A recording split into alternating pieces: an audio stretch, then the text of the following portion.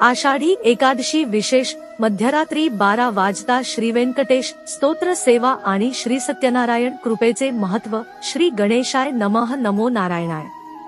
आषाढी एकादशी ही भगवान श्री विष्णू आणि पांडुरंगाची अत्यंत पवित्र तिथी मानली जाते। या दिवशी भक्तिभावाने केलेला जप, नामस्मरण, स्तोत्रपठण आणि उपवास यांना विशेष महत्व आहे। अनेक भक्त मध्यरात्री 12 वाजता श्री व्यंकटेश स्तोत्राचे पठण करून भगवान विष्णूंची कृपा प्राप्त करण्याचा प्रयत्न करतात। मध्यरात्री 12 वाजता सेवा कशी करावी? 1. स्नान करून स्वच्छ, शक्यतो पांढरे किंवा पिवळे वस्त्र धारण करा। 2. देवघरात श्री विष्णू, श्री व्यंकटेश, पांडुरंग किंवा श्री सत्यनारायण यांची प्रतिमा किंवा मूर्ती स्थापित करा।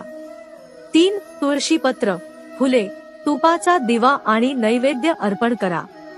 4. नमो नारायणाय या मंत्राचा 108 वेळा जप करा। 5. त्यानंतर श्री व्यंकटेश स्तोत्र श्रद्धेने पठण करा। 6. शेवटी श्री विष्णूची आरती करून सर्वांच्या कल्याणासाठी प्रार्थना करा। श्री सत्यनारायण कृपा। श्री सत्यनारायणाची भक्ती केल्याने मनाला शांती, घरात सौख्य आणि आध्यात्मिक समाधान लाभते, अशी भक्तांची श्रद्धा आहे। देवदर्शन किंवा दैवी अनुभूती ही श्रद्धा, भक्ती आणि ईश्वर कृपेवर अवलंबून असते। कोणतीही विशिष्ट सेवा केल्याने प्रत्यक्ष दर्शन निश्चित मिळते, असा दावा धर्मग्रंथ करत नाही। भक्ती निष्काम भावनेने करणे हेच श्रेष्ठ मानले जाते।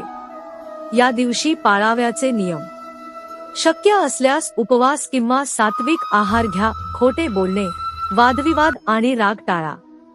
तुळशीचे पूजन करा। विष्णू सहस्रनाम, हरिनाम किंवा नमो भगवते वासुदेवाय मंत्राचा जप करा। गरजूंना अन्न, वस्त्र किंवा दान द्या। सेवेचे आध्यात्मिक लाभ: मन प्रसन्न आणि शांत राहते, भगवान विष्णूवरील श्रद्धा दृढ होते, घरात सकारात्मक वातावरण निर्माण होते, भक्ती, संयम आणि सात्विक जीवनाची प्रेरणा मिळते। समारोप: आषाढी एकादशीची रात्र ही भक्ती, नामस्मरण आणि प्रार्थनेसाठी अत्यंत मंगल मानली जाते। श्रद्धा, नम्रता आणि सात्याने केलेली श्री व्यंकटेश स्तोत्र सेवा व श्री विष्णूचे स्मरण हेच खरे साधन आहे। सर्वांच्या कल्याणासाठी प्रार्थना करा आणि ईश्वराच्या इच्छेवर विश्वास ठेवा। नमो नारायणाय। गोविंदा गोविंदा। श्री स्वामी समर्थ।